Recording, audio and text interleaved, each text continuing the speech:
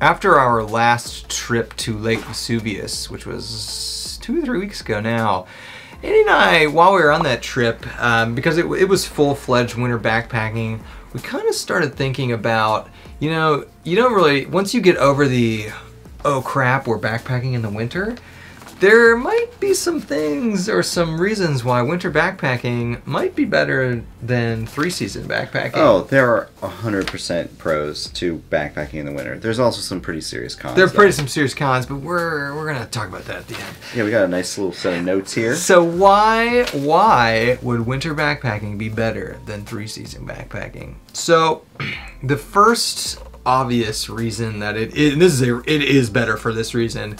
There's no overgrowth. And we deal a lot with that in Ohio. It's not necessarily something that you deal with all over the United States, but in the Midwest, especially like in the summer and the spring, the overgrowth is terrible. Spider webs in the face, vines coming down across the trail. Prickly things everywhere. Prickly things everywhere. You don't have to deal with any of that in the winter, and that is awesome. Yeah. Especially with some of the trails we go to in Ohio, it's like night and day in the winter. So you don't have to deal with overgrowth. Now, because there is no overgrowth, you get better views. Yeah, it is pretty cool. You know, you can see farther in the forest, which is great because, you know, in your normal 3-season it's just packed. Yeah, so in the Midwest we call it like a green tunnel, because when there's stuff on the trees, like it's a green tunnel, you can't see anything. So when you go in the winter or even late fall, you just get access to much better views. And another thing you get in the winter is you get better access in general to trail systems. So we were backpacking Lake Vesuvius, and it was the winter, so there was no overgrowth, and we were hiking around. We just noticed like a little like path, and that went back to like a whole different campsite. And we've been to Vesuvius several times and never seen that because of the overgrowth. Yep. So because there's no overgrowth, it's just easier to deal with, you get better views, and you get more complete access to trail systems, potentially, I think. At least in Ohio you do. Yep. And another final little no overgrowth pro is that you don't have to deal with poison ivy in the winter. Yeah, you get poison ivy It's a battle for me. It's a battle for me. I don't have that many issues with it, but In still trail running, I battle with it, but in the winter, it's fantastic. You know, I don't have to like be paranoid about every single leaf I touch to know if it's like contaminated with poison ivy. Don't worry about poison ivy. Or insects. We'll throw those in there too. No insects either. Don't have to deal with creepy crawlies. You don't have to deal with mosquitoes. That might be the most like obvious pro to people, I think. Yeah, I mean, Jason wishes take a hard stance that he's not going to do spring and summer backpacking because of how awful the temps are and the bugs. Summer, I could see that. Spring's not too bad sometimes. Yeah. Summer, the bugs can be really bad. So it's weird. You don't deal with bugs. You're at camp. You don't even have a fire to create smoke to get the mosquitoes away. There's just no bugs. Now, there are still, I think ticks are still around. They're not as active, obviously, when it's below freezing, but it's not like a bug-free experience, but you don't have to worry about anything. So there's a lot of pros we've already listed, and we're like halfway through our list. Yeah, the next one is my favorite. Oh, this is the best one. Which is less people. And by less people, we mean no people. Because who's insane enough to go backpacking in the winter? Yeah, just this community. Yeah, definitely a lot less people on the trails. It's nice. It's fantastic. In Ohio, there's just not a ton of outdoor recreating, so the places that you can do that are just swamped with people. Last trip we went in Vesuvius, on top of being winter, it was a government shutdown, so bonus, nobody was around. Yeah, it was pure anarchy. It was great. On our like trips, especially like our overnighters in the Midwest, like every trip it's like some dude's walking through camp at 1 a.m. Yeah, somebody's getting hammered and shouting. So you don't have to worry about any of that in the winter, and it really, really makes a great difference. Yep.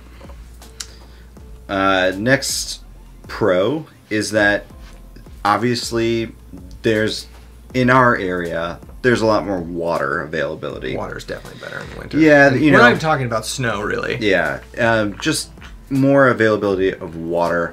You know, creeks are running because we have these weird Ohio winters where we get, you know, melts and freezes all the time. Water levels are always high in the winter here. And, you know, certain other places you may backpack throughout the year. Obviously, you have to deal with water issues here and there. And so, a lot more water, which is nice. And speaking of water, Ohio winters, yeah, we get some rain. I get it. But you have to deal with less rain and more of snow. And I think we're taking a stance on if we have to deal with precipitation in cold weather, snow is better. Snow is way easier to deal with than rain. Yeah. Usually now there's a trade-off, and then you can be cold and wet in snow versus in rain you might not be cold and wet, you'll just be wet. But we usually find dealing with snow a lot easier than dealing with rain, and we would probably prefer that. Yeah, if it's going to be cold out. So that's a pretty strong arguments for winter backpacking. Yeah. It's not all sunshine and rainbows. Yeah, but the problem is that this, in some cases, doesn't overcome the fact that it's just cold. So there are some terrible things about winter backpacking. The first is the temperature. Yeah.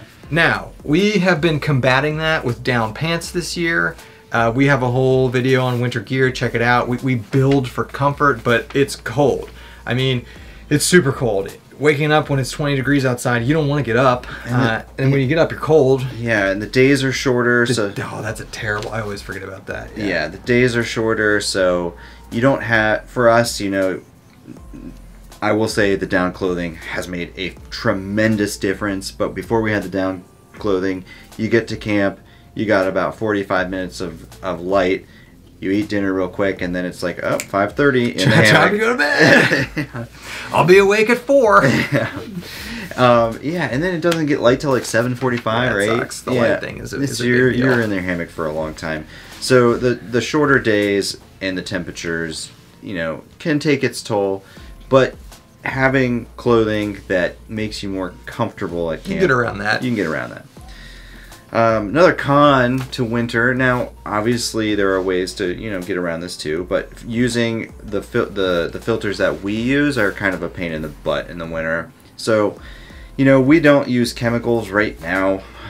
But you gotta baby your filters a little bit more. If you use a membrane style filter, if there's water in there, which there will be if you're using it, and that water freezes, the ice will expand and break the membrane. So we have to do this weird stuff where we like sleep with our water filters and baby them a little bit.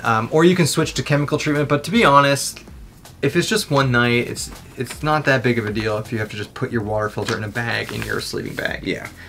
Another thing, there's just things that are just more of a pain in the winter. Building a fire is much more of a pain.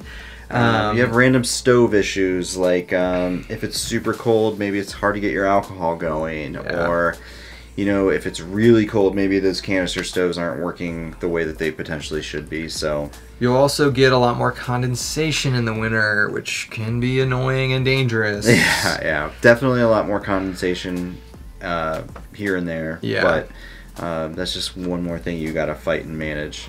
And then lastly, this is maybe one of the biggest obvious cons to winter backpacking. Takes more gear, takes more expensive gear, and it's going to be heavier. Yep. It just takes more stuff. Yep. So you don't die. Yep. Got to carry more gear in the winter. But having said all that, I still think there is a beauty to winter camping. There is a practicality to winter camping. And in Ohio, listen, we're not going out when it's -50. Yeah. But if the low is in the low 20s and we're out there for a night, it's not that bad. Yeah. Throw your down pants on. Yeah, we're not in Wisconsin and Minnesota with all you ninjas. We're not going backpacking when it's -100. Okay? Yeah. But we can do a night when it's in the 20s, even 2 nights. It's not that bad. So we're saying all these things about winter camping, and know that the winter camping we do is not that bad just because it's Ohio. Ohio doesn't have terrible winters like it really used to, and they're pretty mild, at least the last several, which we like. That gets us out camping more. You like winter backpacking? So anyway, saying all that stuff, I still think there are some definite pros to winter backpacking, and if you haven't done it, give it a try. Make sure you got the right gear. Make sure you got the right gear and you're prepared, and it's something I think everybody should do once. Absolutely.